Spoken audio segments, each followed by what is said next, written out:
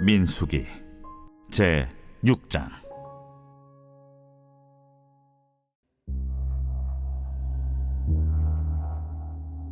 여호와께서 모세에게 말씀하여 이르시되, 이스라엘 자손에게 전하여 그들에게 이르라.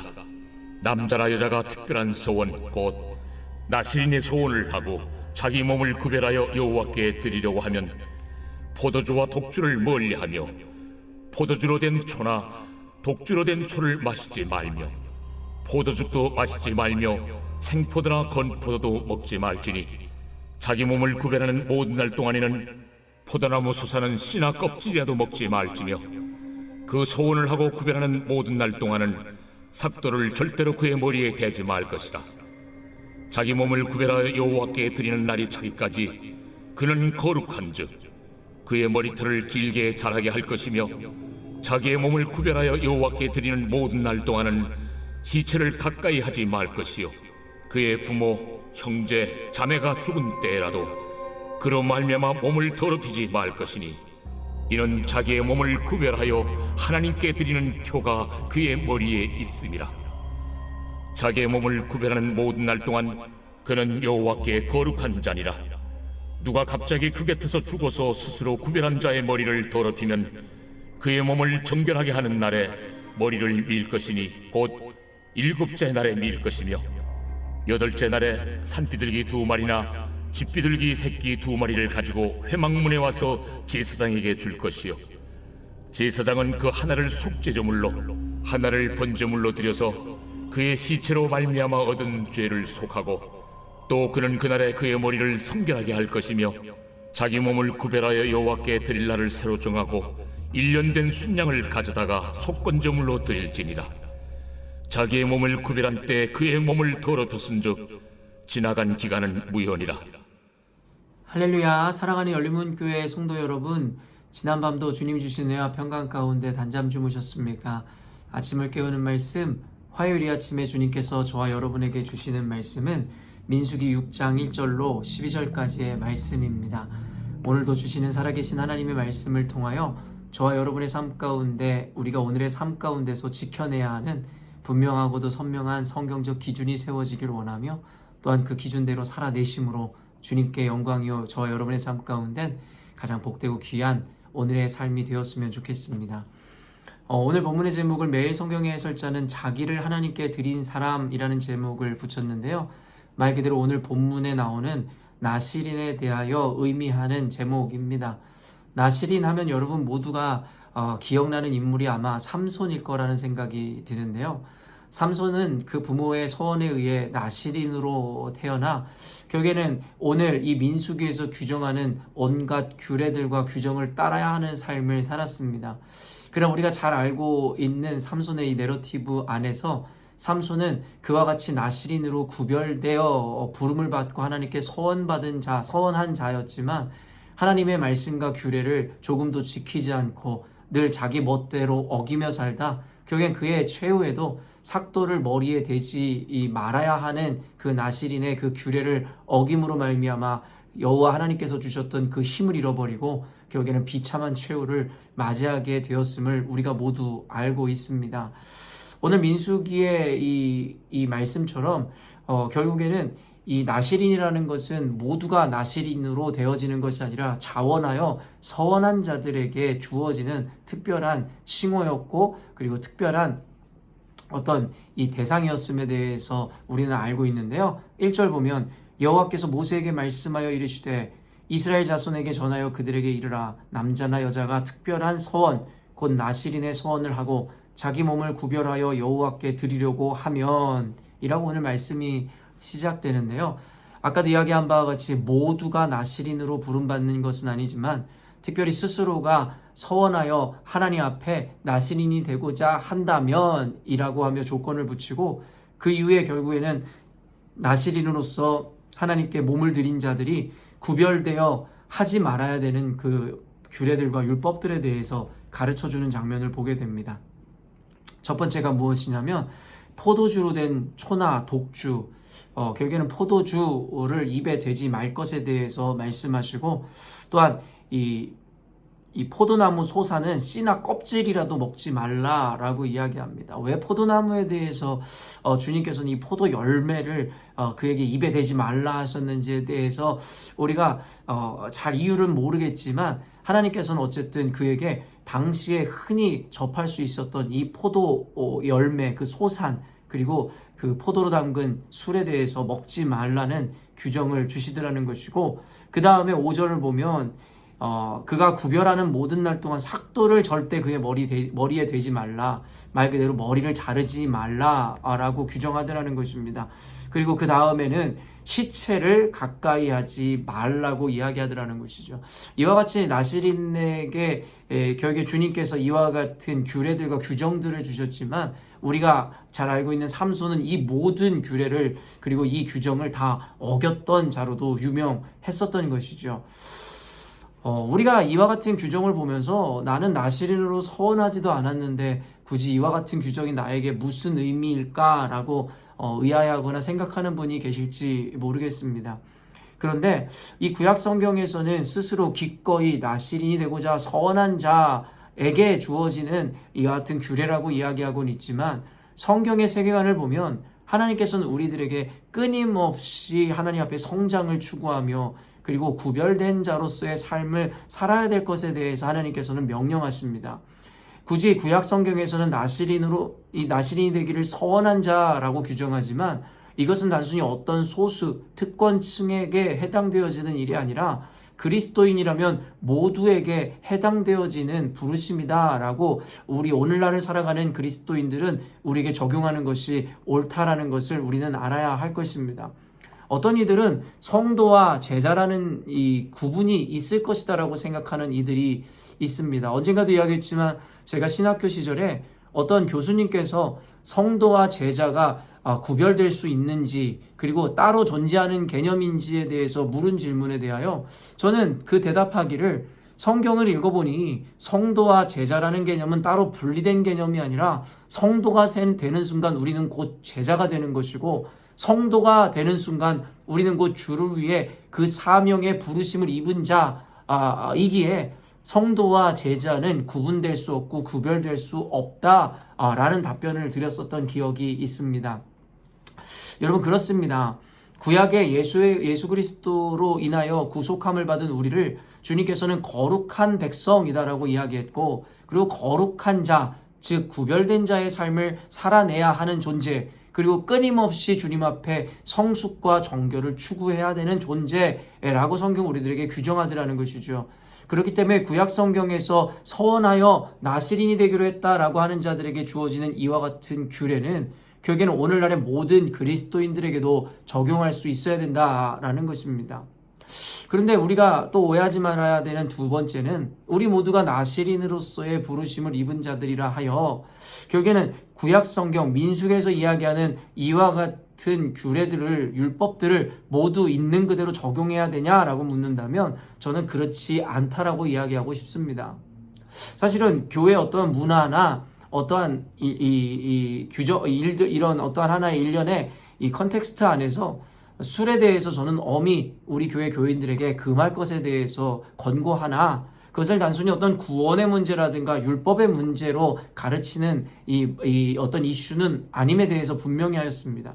그리고 또 다른 의미에서 삭도를 절대 머리 대지 말라 그러는데, 오늘날에 머리를 자르거나 어떤 헤어 디자인을 멋대로 하는 일들이 우리 가운데 있는 것을 볼 때에 결국엔 이 역시도 우리는 지켜내고 있지 않다라는 것이죠. 시체를 가까이 하지 말라는데 우리가 부모 형제의 장례를 치를 때에 우리가 그 시체를 가까이 하지 않는 이가 어디 있겠냐라는 것입니다. 저는 여러분들에게 이 구약에서 이야기하는 이 율법, 규례들을 우리 나시린된 우리로서, 거룩히 구별된 우리로서 모두 있는 그대로 적용해야 되는 시대를 사는 것이 아님을 다시 한번 이야기하고 싶습니다. 예수 그리스도로 말미암아 이 율법의 모든 요구를 주님께서 그의 희생을 통해 갚아주셨고 이루어내셨고, 그게 온전한 새 언약을 우리들에게 허락하셨음을 우리는 알고 있죠. 그렇기 때문에 이 율법을 있는 그대로 지키는 것이 중요한 것이 아니라 이 안에 담겨있는 그 정신을 우리가 배우고 깨달아야 된다라고 성경은 이야기하고, 예수님은 그때 당시에 율법주의에 빠져있던 유대인들, 특별히 바리새인들과 서기관들, 율법학자들에게 너희들은 율법의 행위는 따르나 율법의 더 중요한 정신을 잃어버렸노라고 그들을 이 하나님께서 그들을 지적하시고 그들을 비난하셨음을 우리는 기억해야 할 것입니다. 그렇기 때문에 단순히 이와 같은 규례들을 우리가 율법적으로 받아들이는 것이 아니라 이 안에 담겨져 있는 그 정신을 배우고 적용할 수 있어야 된다는 것인데, 사실은 저는 그런 생각을 해봤습니다. 왜 굳이 나시린에게 포도와 연관되어져 있는 이와 같은 어떤 것들을 하지 말라고 하셨을까? 그리고 머리를 자르는 것이 뭐가 그렇게 중요했기에, 그리고 시체를 가까이 한다는 것이 얼마나 잘못된 것이기에, 사실은 저는 레위기를 읽을 때나 민수기 여러 가지 구약에 이야기하는 그런 율법들을 읽어볼 때에 왜 하나님께서는 비늘이 있고 굽이 갈라지고 여러 규정들을 통해서 왜 그런 음식들에 대한 규제와 더불어 이와 같이 어떻게 보면 이해되지 않는 것에 대한 그 많은 규례들을 만드셨을까에 대해서 고민했던 적이 있습니다. 근데 이 고민의 이 끝은 결국에는 이와 같은 결론에 도달하게 되는데요. 왜 하나님께서는 선악을 알게 하시는 그 나무를 심으셨을까? 이 고민에 이르기까지 저는 많은 생각들을 해보았습니다. 근데 제 스스로가 발견한 답은 그것들 자체는 아무것도 아니다였습니다. 사실은 무엇을 먹든 먹지 말든 하든 하지 말든 이와 같은 규례 자체 그 내용이 중요한 것이 아님에 대해서 깨닫습니다. 심지어는 선악을 알게 하는 선악과를 심음도 그 선악과 자체가 대단하고 중요한 의미를 갖는 것이 아님에 대해서 저는 스스로 고백하게 되었습니다. 그런데 하나님께서 이와 같은 복잡한 규례들이나 규정들, 이와 같은 율법을 주신 이유는 무엇일까? 단순합니다. 주님께서 우리가 하나님께서 내리시는 명령, 그것에 대해서 우리가 지켜 행하는지 순종하는지 그렇지 않은지를 보고자 하셨다라는 것입니다.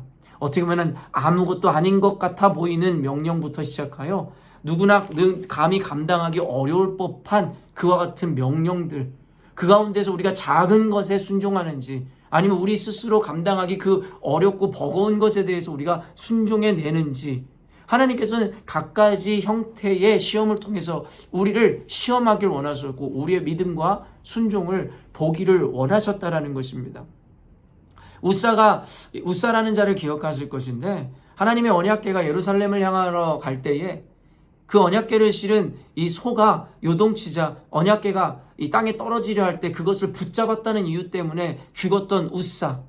우리는 때로는 하나님을 사랑하는 자들로서 당연한 반응이었을 것 같은데, 그 언약궤를 훼손시키지 않고자 하는 당연한 반응이었을 것 같은데 우사를 단번에 죽이신 하나님이 이해가 안 되는 순간들 우리는 기억할 것입니다. 그러나 성경에서 단호한 하나님의 그와 같은 이 결론을 보여주시는 이유는 우리로 하여금 단순히 그 행동의 옳고 그름을 따지고 합리적이냐 비합리적이냐를 보라는 것이 아니라 우사가 과연 하나님 말씀에 순종하였는가 그렇지 않는가에 대해서 보라고 주님께서 우리들에게 말씀하심이라 우리는 받아들일 수 있어야 된다는 것입니다. 그 외에도 성경에는 이 순종의 가치에 대해서 여러 모양으로 우리들에게 보여주십니다. 불가능해 보이는 그 과정 가운데서도 과연 순종하는지에 대해서 주님께서는 그 믿음을 보기를 원하신다는 거예요.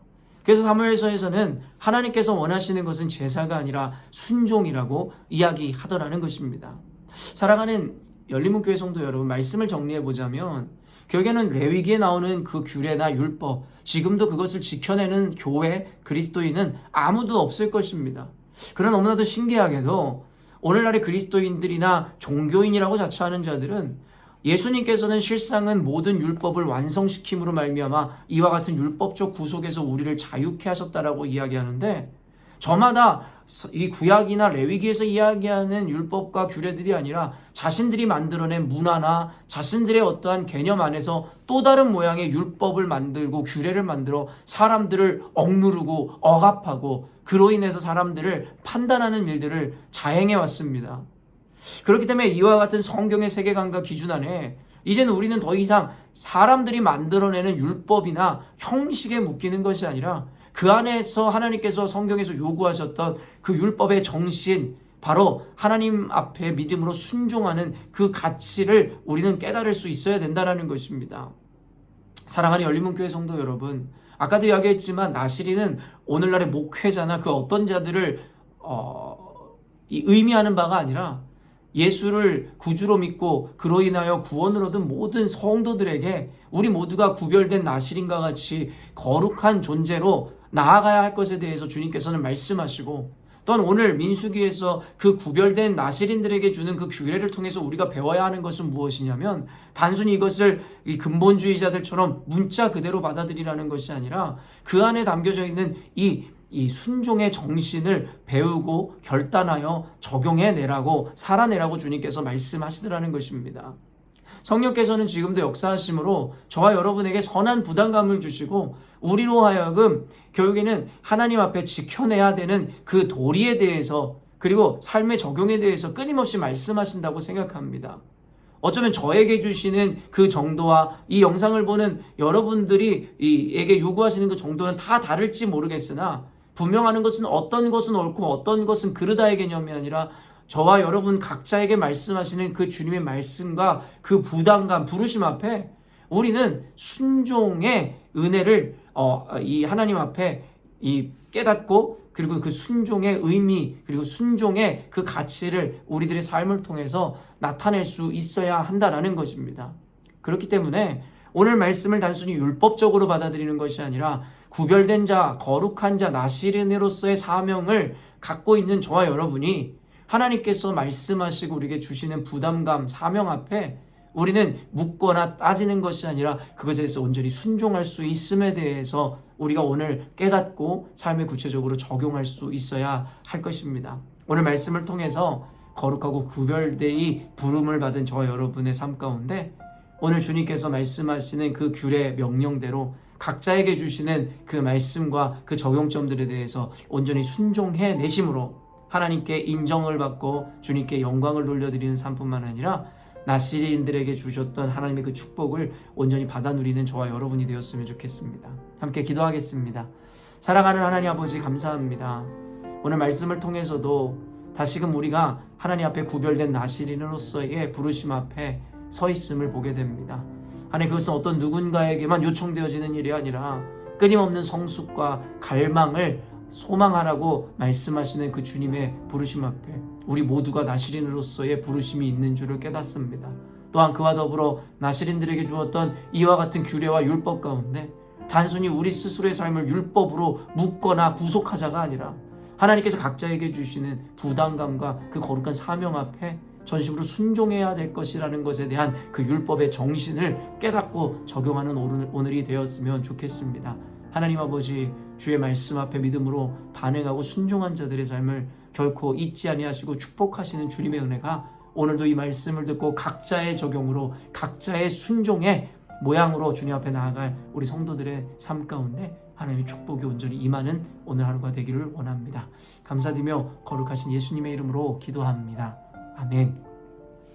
사랑하는 열린문교회 성도 여러분, 오늘도 주께서 구별하여 우리에게 허락하신 거룩한 하루를 우리가 맞이하였습니다. 말 그대로 거룩한 하루를 우리가 맞이하며 거룩한 백성으로서 오늘도 구별되이 주님께 영광 돌려드리는 삶을 살아내셨으면 좋겠습니다. 아침을 깨우는 말씀은 내일 아침에 또 만나도록 하겠습니다.